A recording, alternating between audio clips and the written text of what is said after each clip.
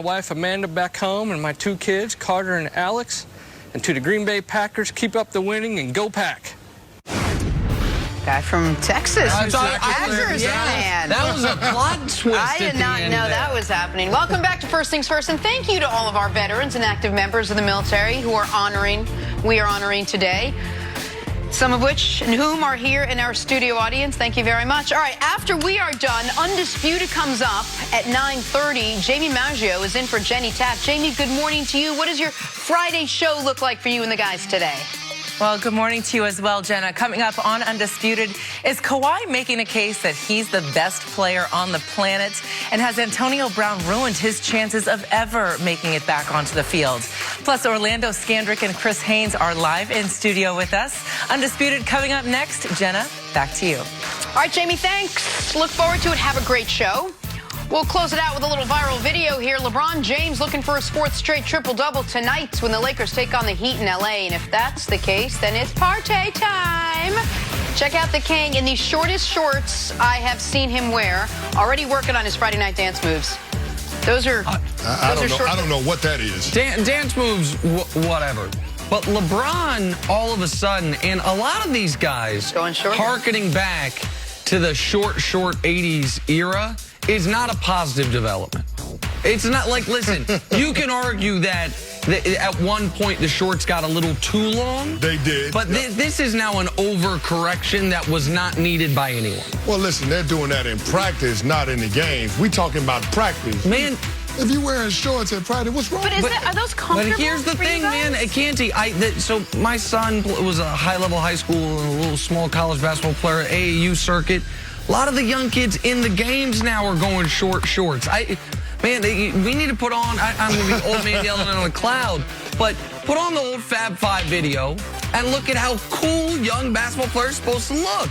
Not the old Jeff Hornacek, John Stockton. Stop it now. The Fab 5 was doing way too much. You know those were way too much. So then there's got to be a happy medium somewhere in the middle. LeBron's Daisy Dukes or whatever the hell he's wearing there. They close. They close the Dukes. And the Jalen Rose, Chris Webber, Juwan Howard Fab 5 shorts. I'm glad we're on the same page. That was my takeaway. I saw this last night on Instagram. I said, whoa, those are... Yeah, it's unnecessary. But it's practice. We talking about practice. Comfortable, actually, right? Well, it's comfortable for him. Actually, we're talking about fashion. All right, here we go. We got to talk some sports. We have to. That's how we get Captain paid. Literal Man right here. Okay.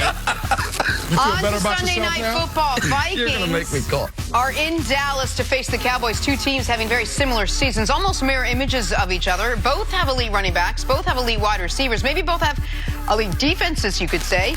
But both do have quarterbacks with a plethora of questions surrounding them. Here's Dak Prescott ahead of Sunday's pivotal game. And we control our destiny, so every game is the biggest game to me. As I said, this is a good team. This is a good team, good defense, and if we dare to try to look past them, then we're making a mistake. So we've got to focus on this, focus on how talented they are, but know that we've got the tools. We've got to go out there and execute our game plan, and we'll be fine. This is going to be a good game. It's going to be a good game because I have no idea who's got the edge in this game. I have no sense of who the better team is at this point in the season because they are so eerily similar from top to bottom. Who do you think pulls ahead in this one, Nick? Dallas Cowboys, because the game's in prime time, the game's on a big stage, and Dak Prescott, for all his warts, is a guy who actually elevates his game a tick in prime time, while Kirk Cousins is a guy who melts in prime time. Canty had a stat that I had never heard. I've heard that Cousins is 6-13 in night games or in prime time games, but Canty, you expanded it. You said take all the games that don't start at 1 o'clock Eastern, and he's 9-23. Yep. So why does that matter? There's the primetime games at night, but then also those 4:25 starts are the pseudo prime time. Like there's fewer games on. And typically against better competition. Better competition, national window, unless of course you're a team that plays on your home games on the West Coast, then it's a different situation. So Kirk Cousins, we have a large sample size of his career. He's 40-40 for his career. 82 career NFL starts, get a couple ties mixed in there as well. And in the smallest stage, he's his best, and as it gets bigger, he gets progressively worse. This is a huge game for them because they just gave, I don't want to say gave away a game, but they just lost a game to a team starting a backup quarterback in Kansas City, a team that had, with that backup quarterback, lost to the team that Minnesota's chasing in Green Bay. They lost an opportunity to come into this week tied in the division because the Packers laid the egg they laid against the Chargers. They couldn't do it there. Dallas, on the other hand, understands that if they are going to be the team that their players, their coach, and most importantly, their owner believes they can be, they're going to have to do it a different way they did the first half of the year. First half of the year, Canny, they got fat on bad teams. Second half of the year, to a whole bunch of teams, the Vikings level or above, you're going to have to find a way to beat that caliber of team. I think they will starting Sunday night. Well, yeah, I think the Cowboys clearly have the edge because they're at home and you trust their quarterback in a big spot more than you trust Kirk Cousins. But to me, the Minnesota Vikings by far have been the more consistent offense, and they've been the more consistent team throughout the course of this season. I mean, they had quality wins against the Detroit Lions, who are not necessarily as bad as their record might suggest. And then you saw how they dismantled the Philadelphia Eagles. So this is a tough Minnesota Vikings team. I think it's a complete football team. And Kirk Cousins is playing some of the best football in his career. In his last 3 games, 9 touchdowns, no interceptions. Now, conversely, you look at what we saw from Dak Prescott coming out of the bye week in the first half, Monday night game against the New York Giants. That was bad. They looked awful, Jenna. They were terrible, and save a couple of bad play calling choices by Pat Shurmur at the end of that second quarter. You're talking about the Dallas Cowboys going into the halftime down against a division rival who has, to this point in the season, 2 wins. So I can't feel good about the Dallas Cowboys coming into this game, but the Dallas Cowboys have shown that when they have to have a win, they can come up with one. Dak Prescott has played well. I mean, this is one of those things where you have to lean on the history of the quarterback. And looking at Dak in primetime games, late window games, he's 15-6. So you have to trust that Dak Prescott is going to show up, and hopefully the Dallas Cowboys get the best version of him. And the Cowboys, for all their inconsistencies, have been consistent in this regard. If they have their full complement of players, they're a good football team. If Amari Cooper's there, same with the Vikings. Well, yeah, but the Vikings they haven't been ruined by, ruined's the wrong word. They haven't had, you can't, to me, I can't look at the Chiefs game and say, oh, it's because this critical player was not there. I look at that game and say they couldn't run the football. They couldn't stop a Matt Moore-led offense in the most critical moments despite having a second half lead.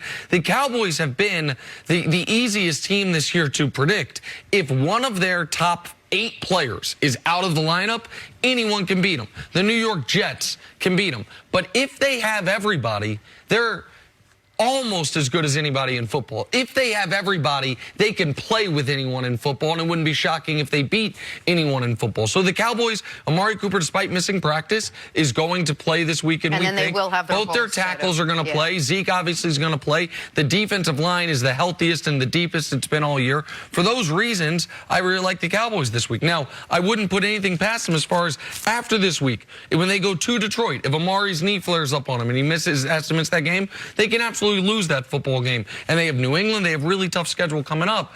But at full strength, I expect the Cowboys to take care of business at home against Minnesota. And if you want to say that the Vikings have been the more consistent team, you have to say in the last couple of weeks at least, Kirk Cousins has been the better quarterback. Yes. He's really brought it. All right, let's move on to the Packers and the Panthers.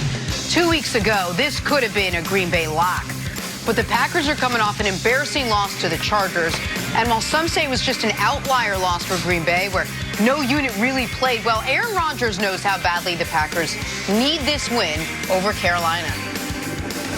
The week's a lot sweeter when you win. I can promise you that. The scotch tastes better. The sand feels better. You know, everything's better. But this is an important one for us to bounce back. Kenny, that was a bad loss for the Packers last week. It was an ugly loss. Quarterback didn't play well. Offense didn't play well. Defense didn't play well. You expect them to bounce back against Carolina? Well, they have to bounce back if they're going to be a title contending team. That's what good teams actually do. So they went on the road. They had the excuse about getting in late to L.A. as to why that team got off to a slow start against the Chargers. But here's a couple of things to watch in this matchup. Number one, the Carolina Panthers, 2 key guys on the defensive side of the ball. James Bradbury, their number 1 corner. He's dealing with an injury, didn't practice yesterday, so we'll have to see whether or not he plays in this game. The Panthers would be operating at a huge deficit trying to slow down A-Rod if he's unable to go. Also, Mario Addison, the leading sack guy for the Panthers, he's coming back this week. He had to deal with a tragedy in his family, but this Carolina Panthers defense calling card is their ability to get after the quarterback. They lead the NFL in sacks, and we saw that pressure on the quarterback was what Green Bay had to deal with last week. Joey Bosa, Melvin Ingram, they were getting after it. That offensive line didn't have any answers. So if you're the Panthers defensively, you got the blueprint as to how to affect Aaron Rodgers and slow down that pack passing attack. Now, on the offensive side of the ball, the Carolina Panthers, they're going to lean on CMC. That has been their offense. Kyle Allen has made a Christian McCaffrey. Yeah, yes. CMC. Yeah, absolutely. Yes. Run CMC. Run CMC. Run CMC. They're going to have to, when he's balling the way that he is, over 1,200 yards from scrimmage and 13 touchdowns, you give him a nickname. So they're going to have to lean on him. They've got a backup quarterback in who's played well, but as far as backup quarterback standards go, but he's not going to win you the game. Christian McCaffrey is going to have to be the guy that holds him down. And so if you're Ron Rivera, you like your matchup going up against that Packers front seven, which is the 6th worst run defense in the National Football League. Right now, Russell Wilson, at midway point of the season, is the league MVP. If he stumbles, if he takes a step back, who would step into the void? The two leading contenders will be playing in this football game. Christian McCaffrey, for the reasons you mentioned. I mean, he's one of only 3 backs ever to have put up this stat line through the first half of the season. And Aaron Rodgers, who prior to last week was nipping at Russell Wilson's heels. I think Aaron Rodgers asserts himself back in that conversation with a great game this week, and I think the Packers win because that is what great teams do. And I think the Packers have the ability to be a great team. Last week will look like an outlier if, going into the bye, and this is the last game before the bye, they're 8-2 with the 2 losses, one being kind of a head-scratcher, but it's on a short week against a desperate Philly team that you know has talent, even they've underachieved. And then the one time a year, even great teams, no-show, like the Patriots last year losing on the final play of the game to Miami, or teams that we've seen, it's like, wait, really? You lost that game the way you lost it to the Chargers? That's how I believe we're going to look at that Charger loss for the Packers, because I think they're going to win this week. If they don't, then all of a sudden 7-1 turns into 7-3, and that bye week feels like scotch ain't going to taste good no matter how expensive it is. And the biggest reason I think the Packers can win this week is they will dare Kyle Allen to beat them. They will say, Jair Alexander, there's a reason we took you in the first round. I know Adrian Amos isn't expected to play their safety, but they will find a way to say, we're going to dedicate our entire game plan to stopping the guy who's been the best running back in football so far this year. And we're going to remind people why Kyle Allen went undrafted and they got cut twice before he caught on with Carolina. I like the Packers to win. I like him to get back on track. A big thank you to all the members of our military who hung with us guys. today. Kenny, thanks. Nick, have a great weekend.